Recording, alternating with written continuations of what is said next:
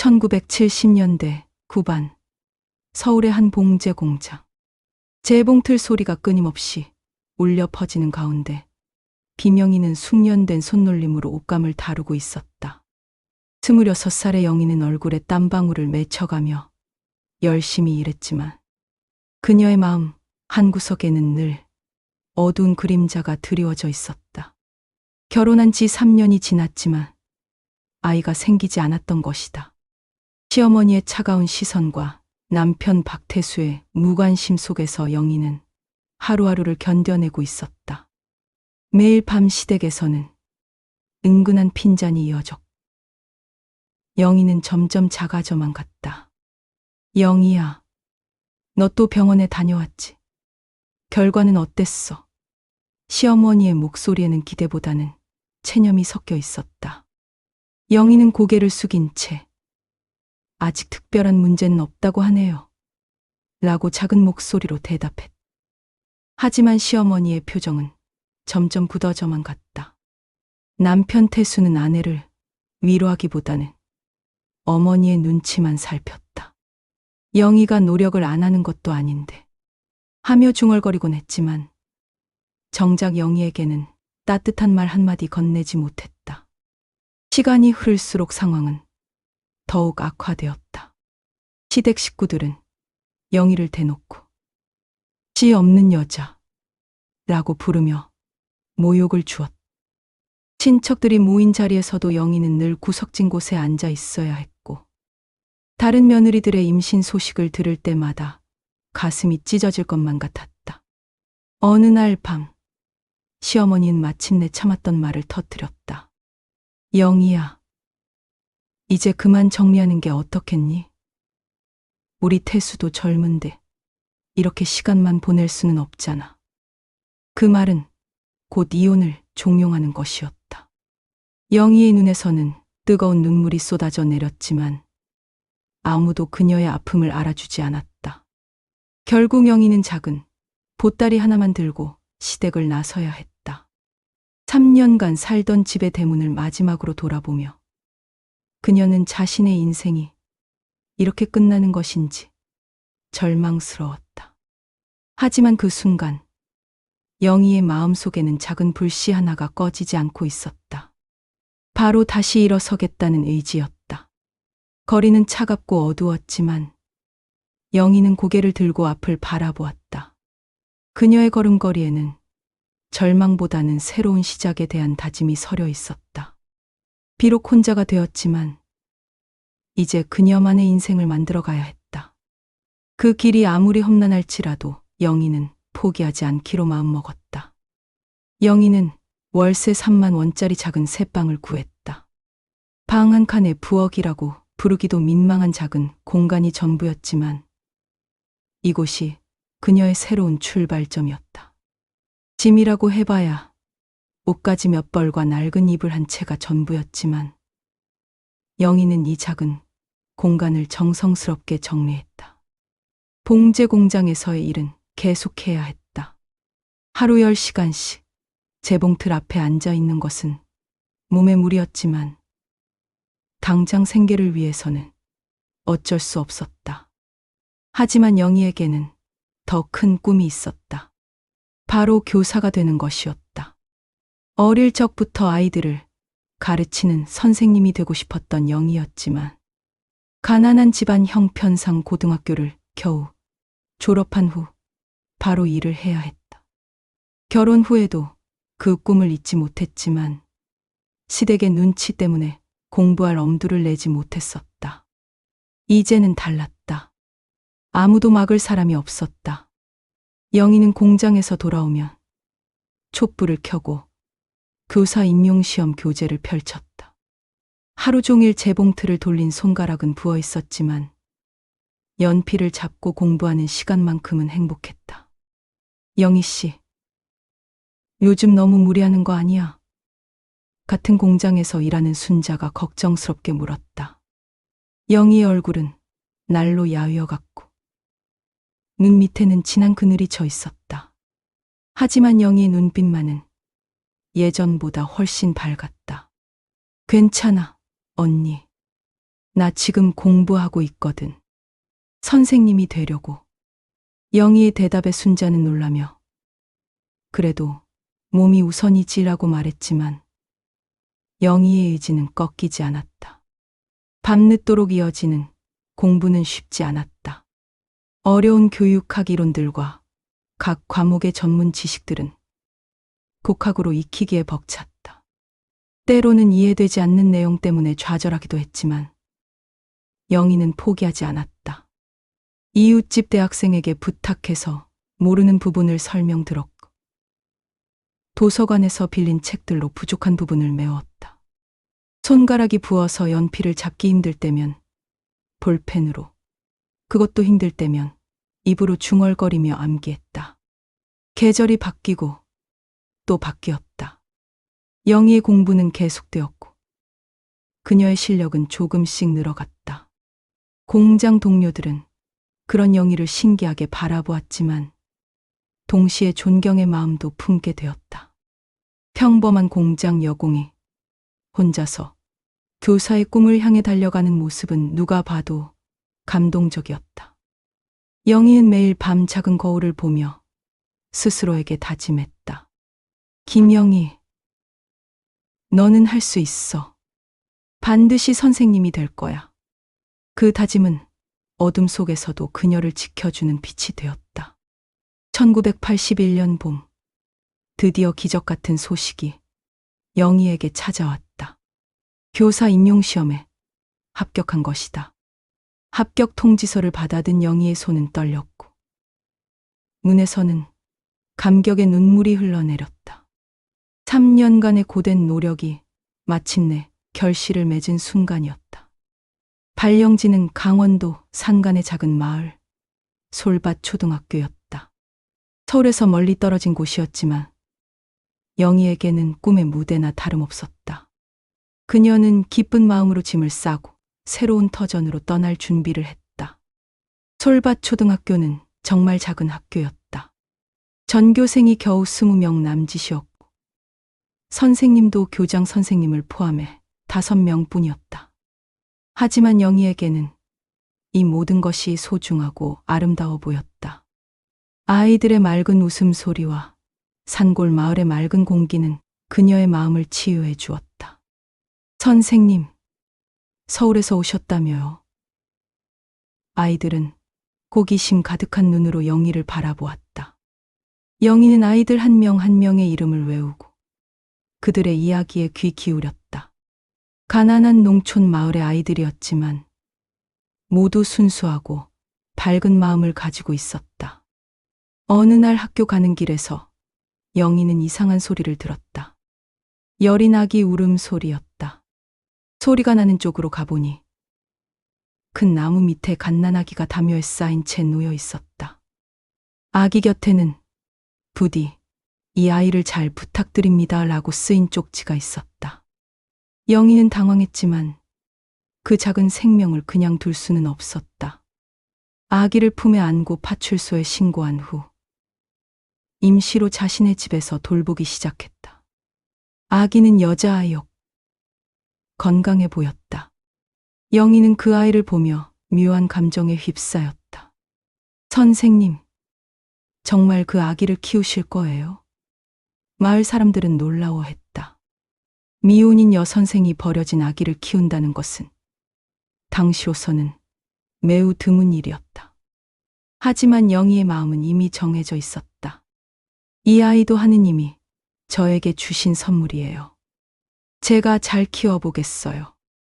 영희는 아기에게 미소라는 이름을 지어주었다. 아기가 웃을 때마다 그 얼굴에 피어나는 미소가 너무나 아름다웠기 때문이다. 입양 절차를 밟는 것은 쉽지 않았다. 혼자 사는 여선생이 아이를 키운다는 것에 대한 주변의 시선도 차가웠다. 하지만 영희는 포기하지 않았다. 자신이 받지 못했던 가정의 따뜻함을 이 아이에게 주고 싶었다. 마을 이장님과 교장 선생님이 보증을 서주었고 마침내 미소는 공식적으로 영희의 딸이 되었다. 그날 밤 영희는 잠든 미소를 바라보며 조용히 눈물을 흘렸다. 행복한 눈물이었다. 이제 그녀에게도 지켜야 할 소중한 가족이 생긴 것이다. 미소야, 엄마가 정말 좋은 사람으로 키워줄게. 우리 둘이서 행복하게 살자. 영희의 속삭임에 미소는 작은 손을 움직이며 평안히 잠들어 있었다. 미소가 영희 곁에 온 지 벌써 5해가 흘렀다. 이제 6살이 된 미소는 똘똘하고 밝은 아이로 자라났다. 마을 사람들은 모두 미소를 예뻐했고 영희를 존경스럽게 바라보았다. 미소야, 오늘은 엄마가 뭘 가르쳐 줄까? 영희는 매일 저녁 미소에게 글을 가르쳤다. 미소는 배우는 것을 좋아했고 특히 엄마가 들려주는 이야기를 무척 좋아했다. 영희는 책을 읽어주며 미소에게 꿈과 희망을 심어주었다. 학교에서의 영희의 평판도 날로 높아졌다. 아이들을 진심으로 사랑하는 마음이 교육에 고스란히 드러났고 아이들의 성적도 눈에 띄게 향상되었다. 다른 마을에서도 영희의 소문을 듣고 찾아오는 학부모들이 있을 정도였다. 김 선생님 같은 분이 우리 마을에 와주셔서 정말 고맙습니다. 학부모들은 진심으로 고마워했다. 영희는 아이들뿐만 아니라 학부모들에게도 읽기와 쓰기를 가르쳐 주었다. 야학을 열어 어른들의 한글 교육에도 힘썼다. 미소는 엄마의 그런 모습을 보며 자랐다. 엄마, 나도 커서 선생님이 될래요. 미소의 말에 영희는 환하게 웃으며 대답했다. 그래, 미소야. 내가 하고 싶은 것은 뭐든 할 수 있어. 엄마가 응원해 줄게. 계절이 바뀔 때마다 영희와 미소는 함께 산책을 했다. 봄에는 진달래를 따고 여름에는 개울에서 물놀이를, 가을에는 단풍잎을 주우며 시간을 보냈다. 겨울에는 함께 눈사람을 만들고 팥죽을 끓여 먹었다.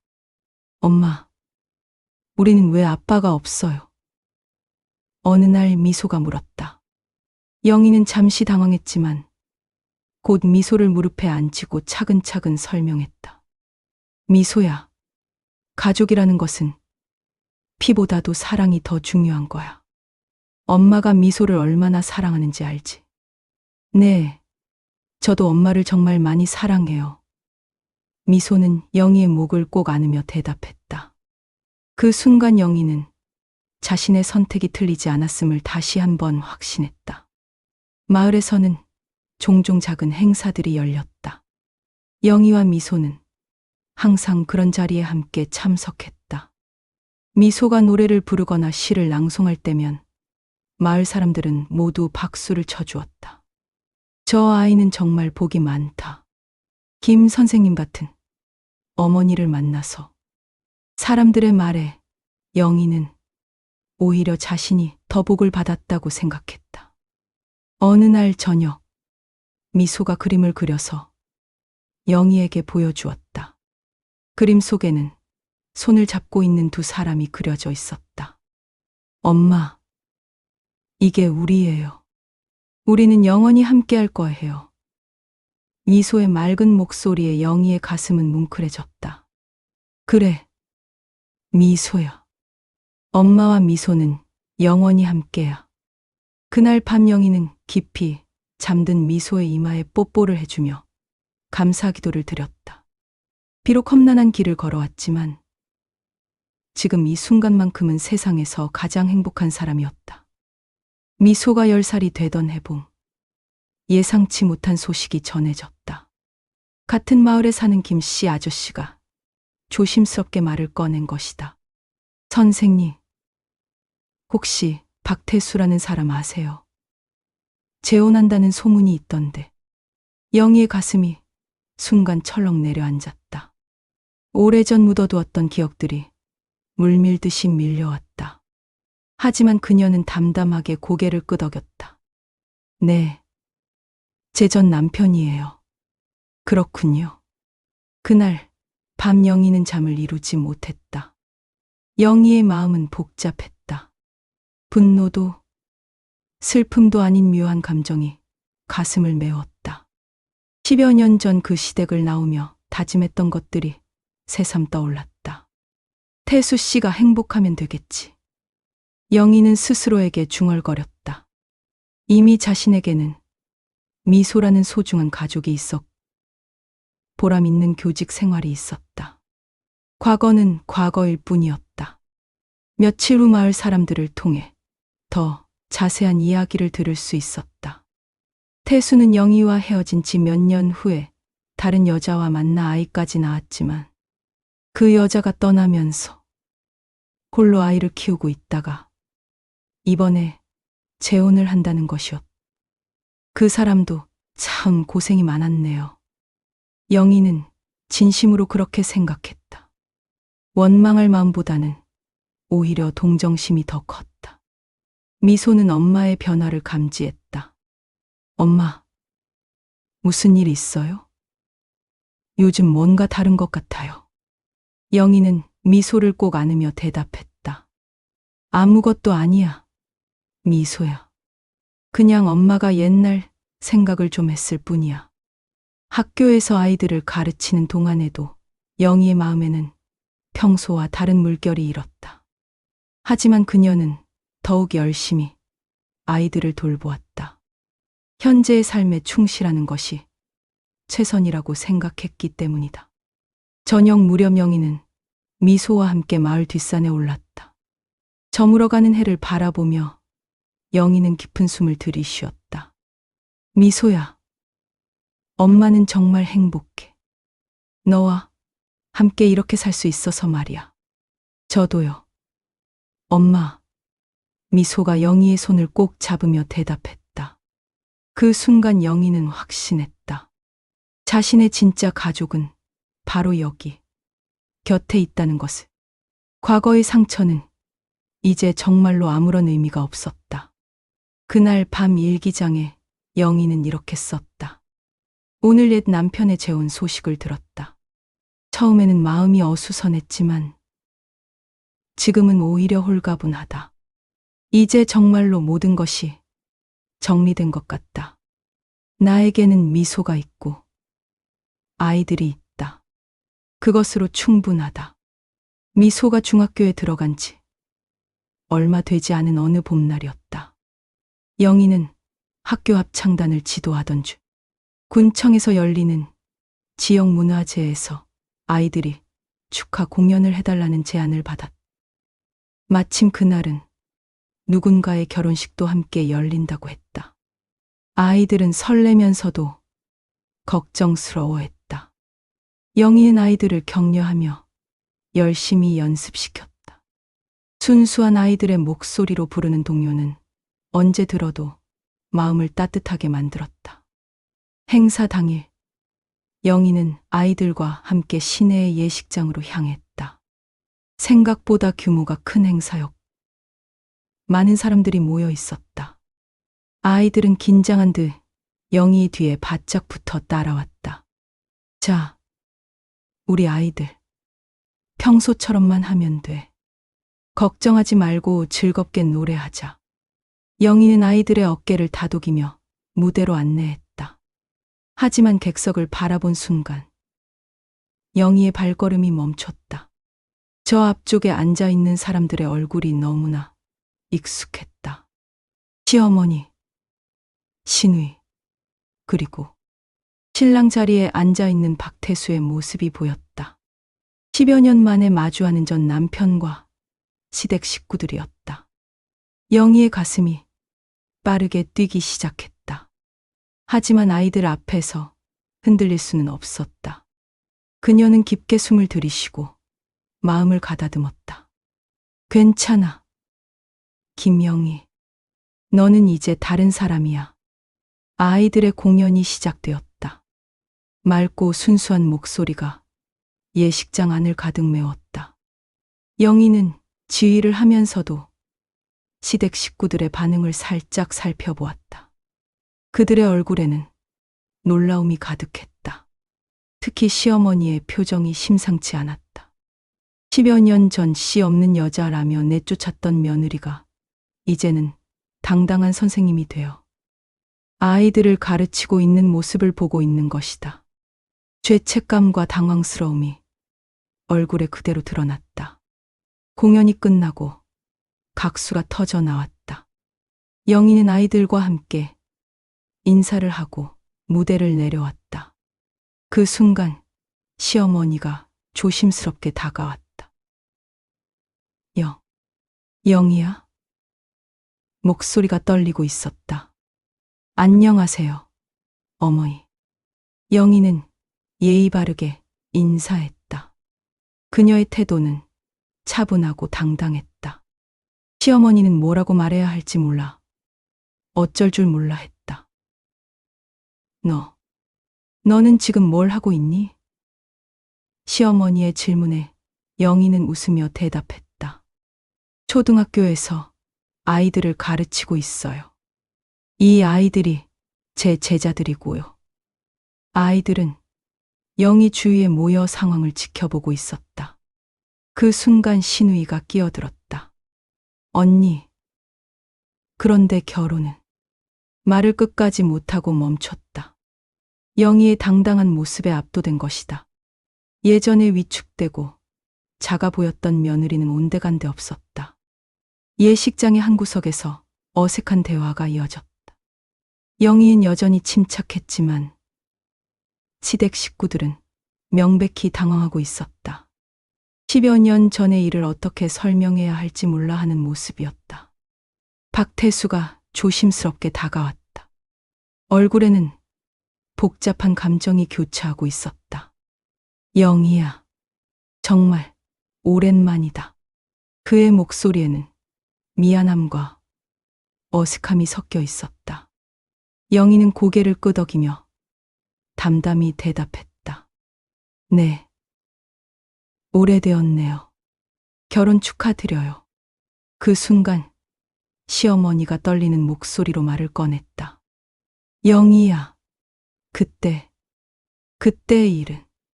말을 잇지 못하고 멈칫했다. 영희는 조용히 기다렸다. 아이들은 선생님 주위에 모여 서서 상황을 지켜보고 있었다. 사실은 말이다. 시어머니의 목소리가 더욱 작아졌다. 태수가 문제였던 거였다. 내가 아니라 태수가 아이를 가질 수 없는 몸이었던 거야. 충격적인 고백이었다. 주변 사람들도 놀란 표정으로 바라보았다. 영희의 표정은 크게 변하지 않았다. 마음속으로는 이미 예상했던 일이었다. 오히려 이제야 진실이 밝혀진 것에 대해 안도감을 느꼈다. 그랬군요. 짧고 담담한 대답이었다. 신우이가 급하게 말을 덧붙였다. 언니, 우리가 잘못 생각했어. 그때 병원에서 태수 오빠 검사 결과가 나왔는데 말이 끝나기도 전에 시어머니가 손으로 막았다. 하지만 이미 진실은 드러난 후였다. 10여 년 동안 숨기고 계셨군요. 영희의 목소리에는 원망보다는 씁쓸함이 배어 있었다. 저는 그동안 죄인처럼 살아왔는데 그녀의 말에 시댁 식구들은 고개를 들지 못했다. 박태수가 앞으로 나섰다. 영희야, 정말 미안하다. 내가 용기가 없어서. 그의 목소리는 떨리고 있었다. 어머니가 체면 때문에 말하지 말라고 하셔서 나도 어쩔 수 없었다. 영희는 깊은 숨을 들이쉬었다. 분노가 치밀어 오를 법도 했지만 이상하게 마음은 평온했다. 이제 와서 그런 말씀을 하셔도. 그녀는 고개를 저었다. 저는 이미 제 길을 찾았어요. 아이들 중 한 명이 영희의 손을 잡았다. 선생님, 우리 이제 가요. 아이의 순수한 목소리가 긴장된 분위기를 잠시 누그러뜨렸다. 영희는 아이의 머리를 쓰다듬으며 미소를 지었다. 네, 가자. 그녀는 시댁 식구들을 돌아보며 마지막 인사를 했다. 모두 건강하게 지내세요.